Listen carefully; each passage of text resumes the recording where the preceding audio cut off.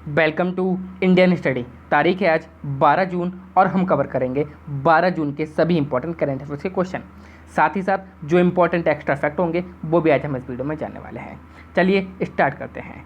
यदि किसी ने अभी तक हमारे चैनल को सब्सक्राइब नहीं किया है तो जल्दी से सब्सक्राइब कर लीजिए, साथ ही साथ बेल आइकन को भी दबा दीजिए ताकि आप लोग को नोटिफिकेशन प्रॉपर टाइम पर मिलता रहे। और यदि आप लोग PDF चाहते हो हमारे व्हाट्सएप बिल्कुल फ्री में इस वीडियो की, तो आप हमारे टेलीग्राम चैनल को ज्वाइन कर सकते हो, साथ ही साथ व्हाट्सएप को भी ज्वाइन कर सकते हो, और दोनों का जो लिंक है वो आपको डिस्क्रिप्शन में दिया गया है। चलिए स्टार्ट करते हैं बिना देर किए हुए पहले क्वेश्चन की ओर। FSSAI खाद्य सुरक्षा सूचकांक में कौन सा राज्य शीर्ष पर रहा है? देखिए, इसका बिल्कुल सही आंसर हो जाएगा ऑप्शन ए, यानी कि गुजरात इसका बिल्कुल सही आंसर हो जाएगा। तो FSSAI यानी कि food safety and standard authority of India ने अपनी खाद्य सुरक्षा सूचकांक क्या है जारी किया है। अब इसमें जो है गुजरात शीर्ष पर रहा है, दूसरे नंबर पर तमिलनाडु रहा है, तीसरे नंबर पर महाराष्ट्र रहा है और चौथे नंबर पर गोवा रहा है। अब यदि स्मॉल स्टेट की बात की जाए तो स्मॉल स्टेट में गोवा फर्स्ट नंबर पर रहा है, और यदि यूनियन टेरिटरी यानी कि केंद्र शासित प्रदेश की बात की जाए तो चंडीगढ़ फर्स्ट नंबर पर रहा है। अब यदि बात की जाए FSSAI ये कितने मापदंडों पर अपनी ये रैंक जारी करता है, तो देखिए 5 मापदंड ये यूज़ करता है। पहला, खाद्य टेस्टिंग यानी कि फूड की टेस्टिंग जो होती है उसके आधार पर। दूसरा, ये करता है अनुपालन यानी कितना अनुपालन किया जा रहा है।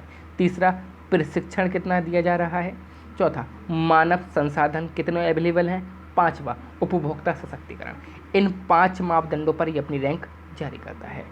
अब यदि बात की जाए FSSAI यानी कि food safety standard authority of India की, इसकी स्थापना हुई थी अगस्त 2011 में, मुख्यालय नई दिल्ली में है और संस्थापक अभी इस समय आशीष बहुगुणा हैं। नेक्स्ट क्वेश्चन क्यों चलते हैं, उससे पहले हम लोग बात करेंगे गुजरात की। गुजरात क्या आया है, फर्स्ट नंबर पर आया है। तो गुजरात की राजधानी गांधीनगर, विजय रूपानी इसके मुख्यमंत्री, राज्यपाल आचार्य देवव्रत, मुख्य न्यायाधीश विक्रमनाथ, और राज्यसभा की सीटें 11 हो जाएंगी यहाँ पर, लोकसभा की सीट 26 हो जाएंगी।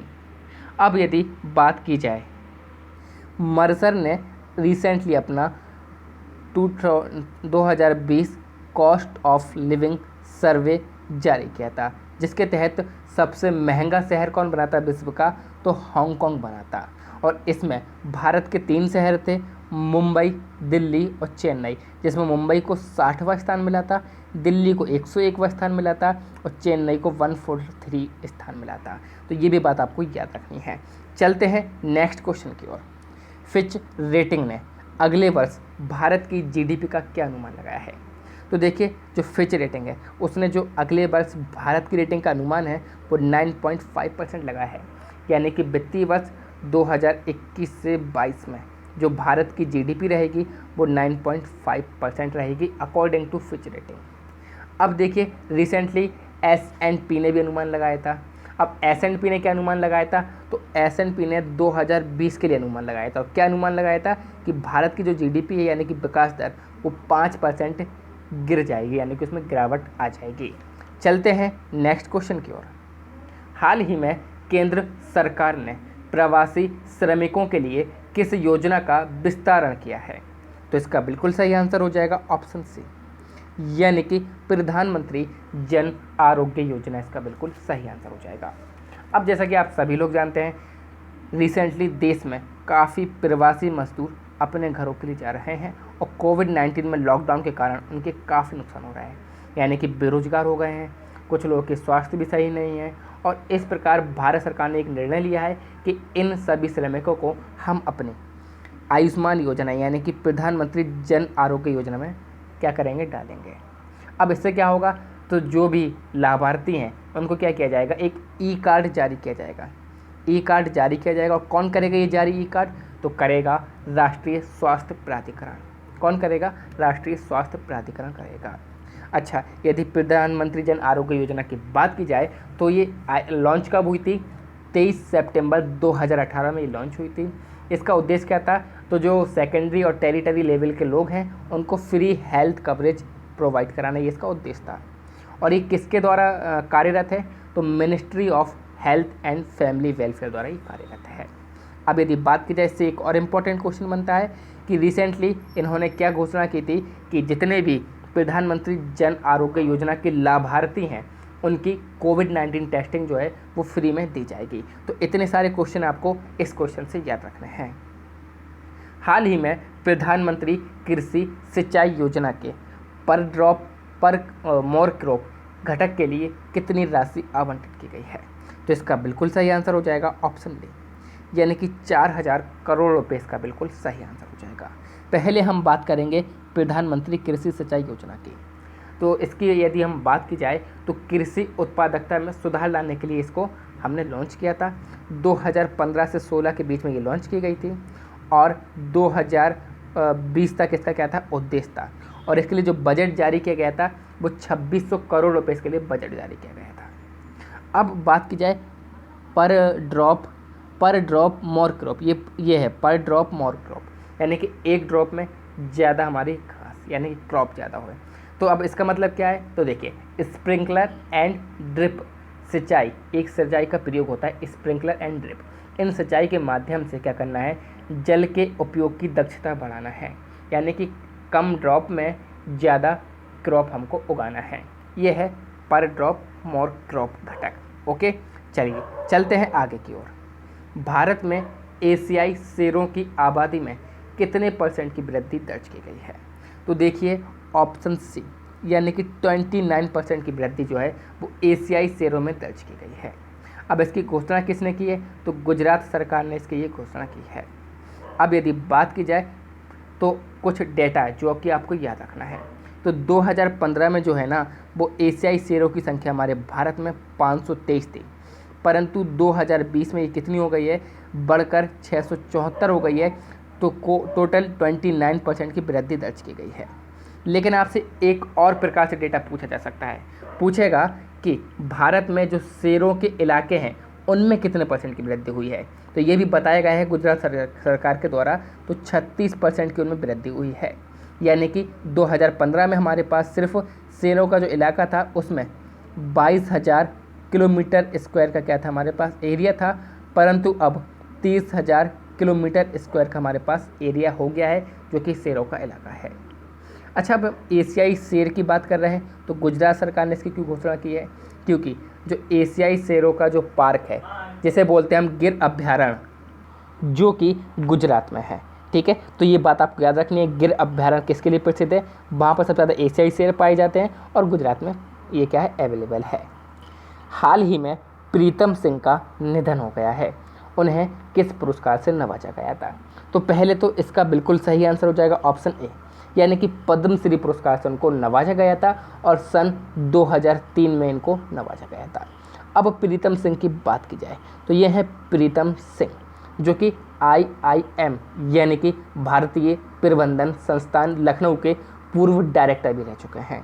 साथ ही साथ इनको मॉस्को इंटरनेशनल बिजनेस स्कूल से ग्लोबल थॉट लीडर अवार्ड भी मिला था सन 2006 का। अब यदि बात की जाए तो ये अवार्ड पाने वाले ये पहले एशियाई थे। देखिए इंपॉर्टेंट चीज़ का है कि ये पहले एशियाई थे जिन्होंने ये अवार्ड पाया था। चलते हैं नेक्स्ट क्वेश्चन की ओर। QS वर्ल्ड यूनिवर्सिटी रैंकिंग में भारत में कौन सी यूनिवर्सिटी शीर्ष पर रही है? तो देखिए भारत में यदि बात की जाए तो IIT मुंबई, यानी कि ऑप्शन ए इसका बिल्कुल सही आंसर हो जाएगा। तो IIT मुंबई जो है वो इस रैंकिंग में वर्ल्ड वाइड रैंकिंग में 172 पर रही है। IISc बेंगलुरु 185 पर रहा है, IIT दिल्ली 193 पर रहे हैं और IIT मद्रास 275 पर रहा है। तो ये रैंकिंग है जो कि भारत की यूनिवर्सिटी की रैंकिंग है। और यदि बात की जाए तो सिर्फ और सिर्फ 8 जो यूनिवर्सिटी हैं वो 500 में से सिर्फ 8 यूनिवर्सिटी भारत की इस रैंकिंग में शामिल हैं। तो ये एक बहुत ही चिंता का विषय है कि भारत का जो शिक्षा स्तर है वो किस लेवल पर है। और यदि बात की जाए पहले, दूसरे और तीसरे नंबर पर कौन रहा है, तो पहले नंबर पर MIT यूनिवर्सिटी जो कि अमेरिका की है, सेकंड नंबर पर भी अमेरिका की स्टैनफोर्ड यूनिवर्सिटी और थर्ड नंबर पर भी अमेरिका की हार्वर्ड यूनिवर्सिटी रही है। तो बात ध्यान रखिएगा कि QS वर्ल्ड यूनिवर्सिटी रैंकिंग में मुंबई की रैंकिंग क्या रही है, IIT मुंबई की। चलिए बात करेंगे आईआईटी मुंबई की स्थापना 1958 में हुई थी। ज्ञान परम धियम इसका मोटो है। चेयरमैन दिलीप शांघवी हैं। हाल ही में गृह मंत्रालय ने स्वतंत्रता सेनानियों के कल्याण के लिए नई समिति का पुनर्गठन किया है, जिसके अध्यक्ष कौन रहेंगे? तो देखिए, इसके अध्यक्ष रहेंगे जी किशन रेड्डी, यानी कि भारत के गृह राज्य मंत्री। देखिए, गृह मंत्री अमित शाह हैं और गृह राज्य मंत्री कौन हैं? जी किशन रेड्डी हैं। तो जी किशन रेड्डी ये हैं और यही क्या रहेंगे? हमारी फ्रीडम फाइटर की जो कल्याण समिति है उसके अध्यक्ष रहेंगे। इनके साथ साथ 9 अदर फेमस फ्रीडम फाइटर भी इस समिति में शामिल होंगे। चलते हैं आगे की ओर। हाल ही में राष्ट्रीय कौशल विकास निगम ने किस कंपनी के साथ साझेदारी की है? तो राष्ट्रीय कौशल विकास निगम यानी कि नेशनल स्किल डेवलपमेंट कॉरपोरेशन ने TCS आईओन के साथ क्या की है? साझेदारी की है। अब क्यों की साझेदारी? तो देखिए, लॉकडाउन के कारण काफ़ी छात्र जो हैं वो पढ़ाई नहीं कर पा रहे हैं, तो उनको ऑनलाइन क्लासेस लगवाने के लिए उन्होंने TCS आईओन के साथ साझेदारी की है। अब TCS की बात की जाए तो टाटा कंसल्टेंसी सर्विस होती है, जिसकी स्थापना 1968 में हुई है। मुंबई में इसका मुख्यालय है। टाटा सन्स के संस्थापक हैं। अध्यक्ष कौन है? नटराजन चंद्रशेखर हैं। और यही आईओन डिजिटल आप क्या लेती है? आपके एग्ज़ाम लेती है, रेलवे वगैरह के, SSC के भी यही लेती है। नेक्स्ट क्वेश्चन क्यों चलते हैं। हाल ही में किस महासंघ ने के संजीता चानू को डोपिंग अपराधों से मुक्त कर दिया है? तो देखिए, IWF यानी कि इंटरनेशनल वेट लिफ्टिंग फेडरेशन इसका बिल्कुल सही आंसर हो जाएगा, जिसे हिंदी में बोलते हैं अंतर्राष्ट्रीय भारोत्तोलन महासंघ। अब यदि बात की जाए के संजीता चानू की, तो ये रहीं के संजीता चानू, जिन्होंने क्या किया था? 2017 में राष्ट्रमंडल खेलों में 2 बार गोल्ड मेडल जीता था। अब यदि बात की जाए IWF यानी कि इंटरनेशनल वेट लिफ्टिंग फेडरेशन की, इसकी स्थापना 1905 में हुई थी। बुडापेस्ट हंगरी में इसका मुख्यालय है और अध्यक्ष कौन है? तमस अजान इसके अध्यक्ष हैं। अब कल का प्रश्न जिसका आंसर आपको कमेंट बॉक्स में देना था और काफ़ी लोगों ने दिया भी था। रिचर्ड डॉकिंस पुरस्कार प्राप्त करने वाले पहले भारतीय कौन है? जावेद अख्तर हैं, यानी कि ऑप्शन सी इसका बिल्कुल सही आंसर था। आज का प्रश्न क्या है? किसे नासा विशिष्ट सेवा पदक से सम्मानित किया गया है? तो इसका सही आंसर आपको कमेंट बॉक्स में देना है।